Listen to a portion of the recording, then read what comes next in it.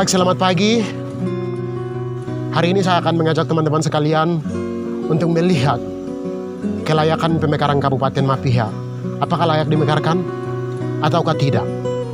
Apakah itu kebutuhan masyarakat setempat ataukah hanya keinginan sekelompok orang tertentu? Simak video berikut ini. Akhir-akhir ini, tanah Papua dilanda krisis kemanusiaan, rasisme dan diskriminasi, serta hangatnya diskusi mengenai otonomi khusus jilid 2 di tanah Papua di kalangan masyarakat intelektual dan mahasiswa. Namun sayangnya, di daerah Mapiha, masyarakat disibukkan dengan adanya isu pemekaran Kabupaten Mapiha yang terdengar kontra di masyarakat adat Mapiha. Pasalnya, isu pemekaran tersebut muncul secara tiba-tiba tanpa sepengetahuan masyarakat. Isu tersebut juga mulai menuai sesaat Bupati Kabupaten Dogiai, Yakobus Tumupa, dalam pertemuannya bersama anggota legislatif Dogiai yang berlangsung di kantor DPRD Kabupaten Nabire. Ia mengeluarkan statement mengenai pemekaran Kabupaten Mapiha. Selanjutnya, dibentuklah tim pemekaran Mapiha yang diketuai oleh salah satu anggota DPR Dogiai, Yusak Tebai, dan juga intelektual Mapiha, Matias Buto, yang merupakan kader dari Partai Golkar. Masyarakat Mapiha sebagai objek krusial dalam pemekaran Kabupaten Mapiha dengan keras dan tegas menolak kehadiran pemekaran Kabupaten Mapiha yang dimainkan oleh sekelompok orang. Pasalnya juga, menurut masyarakat Mapiha, kehadiran Kabupaten Mapiha hanya akan menguntungkan orang-orang pendatang dan pribumi akan semakin terpinggirkan, apalagi dengan berakhirnya otonomi khusus Papua. Maka kehidupan masyarakat Mapiha akan lebih jauh berbahaya dari kehidupan sebelumnya. Selain itu, menurut masyarakat, hadirnya Kabupaten Mapiha akan merusak ekosistem lingkungan, tanah, batu, hutan, kayu, dan semua kekayaan yang terkandung di dalamnya.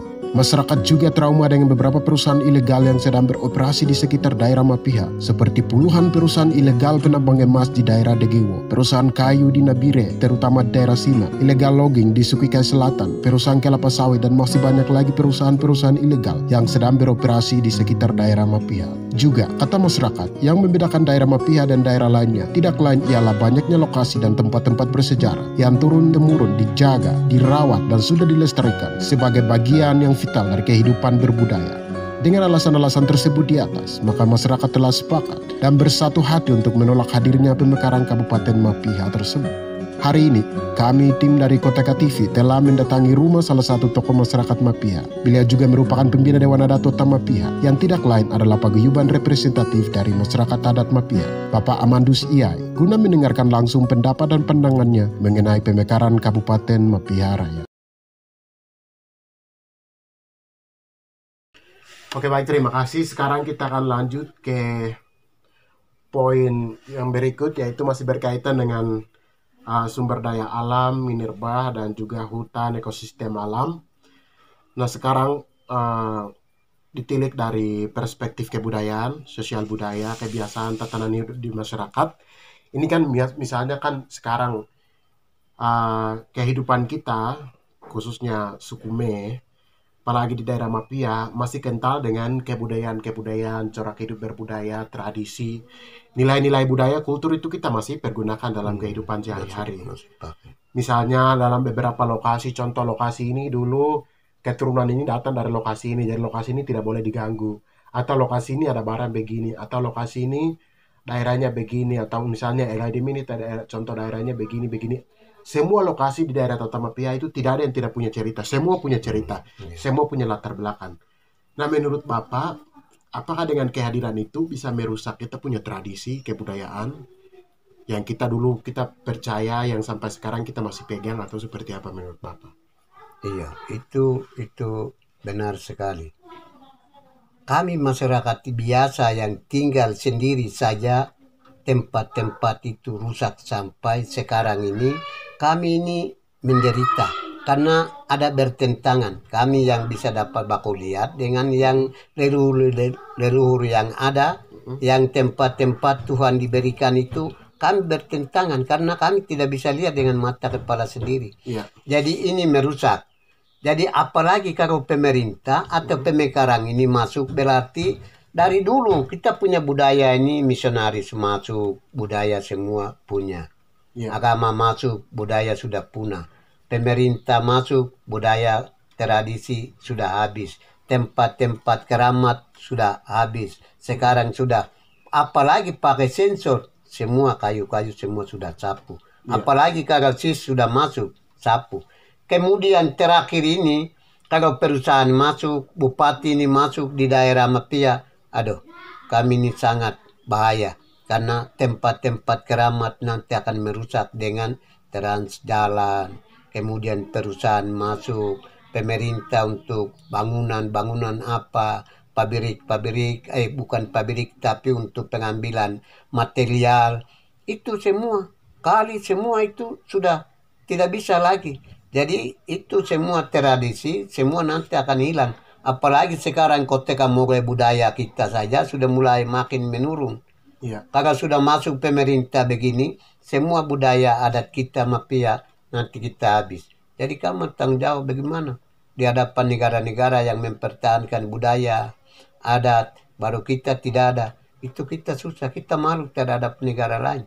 Jadi itu tetap tidak bisa. Itu merusak sekali. Baik, terima kasih.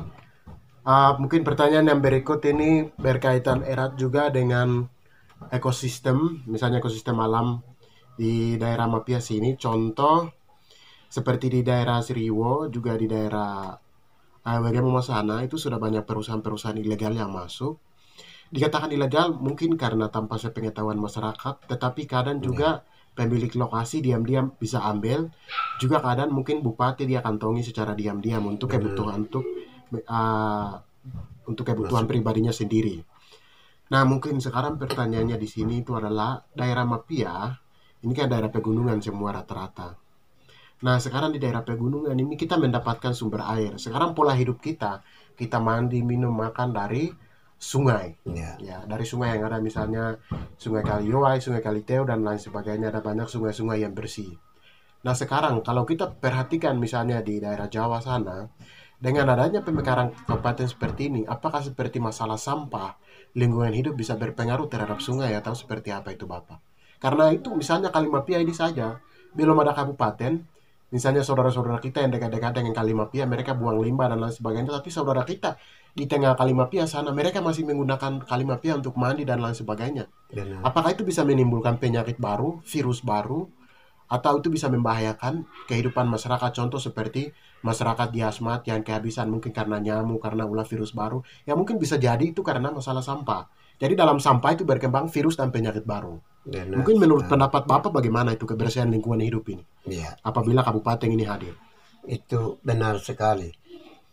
Yang di Timika, di tempat lain itu dataran yang luas, itu besar, panjang, tetapi susah untuk pembuangan sampah. Apalagi kalau di Nabire, di Mapia, tidak ada tempat pembuangan.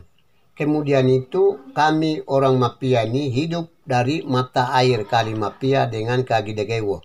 Kalau bupati sudah ada duduk di Kabupaten Mapia, tetap mereka berdomisili di Kagi Mapia dengan Degewo di mata udik itu. Berarti semua orang ke bawah tetap dapat penyakit karena sampah nanti akan diikuti dengan kali. Sepertinya baru saja pedagang-pedagang yang baru yang ada saja mereka buang. Berarti itu mendatangkan virus penyakit karena banyak yang mereka buang lewat kali. Jadi sangat-sangat bahaya sekali kalau tempat kali-kali yang ini kalau mereka buang, apalagi duduk di mata air. Kalau ambil material karena tanah pasir, nanti tanah loncor.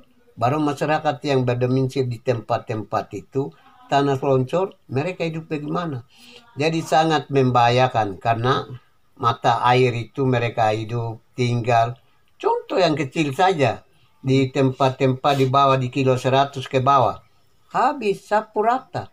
Karena itu perusahaan lokal yang mereka pakai. Apalagi kalau di sini pakai perusahaan lokal atau nasional atau internasional, kita orang Mapia nanti dapat penyakit, musibah, tempat semua banjir, kita rugi. Berarti alam Mapia yang tadinya bersih, tadinya pohon banyak, tadinya nyaman untuk kita tinggali, nyaman untuk kita berbincang-bincang, bikin di bawah pohon, tapi sekarang dengan hadirnya kabupaten itu bisa mempengaruhi tatanan hidup. Benar sekali. Pohon-pohon ini semua ditebang habis. Contoh saja kalau dari terminal di atas Bomani, kita lihat ke daerah sebelah sini, daerah Kalimapia sebelah sini, pohon-pohon sudah mulai habis. Ini masih belum kabupaten. Di bagian daerah Yadu pohon sudah habis. Di daerah-daerah bagian selatan, bagian tengah Mapia Tengah juga pohon-pohon orang semua tebang habis. Juga orang bakar dengan api sehingga pohon-pohon semua habis. Nah pertanyaannya sekarang, kita hirup udara segar ini hanya karena ada pohon. Ya. Pohon itu dia menghasilkan udara segar sehingga kita bisa hirup.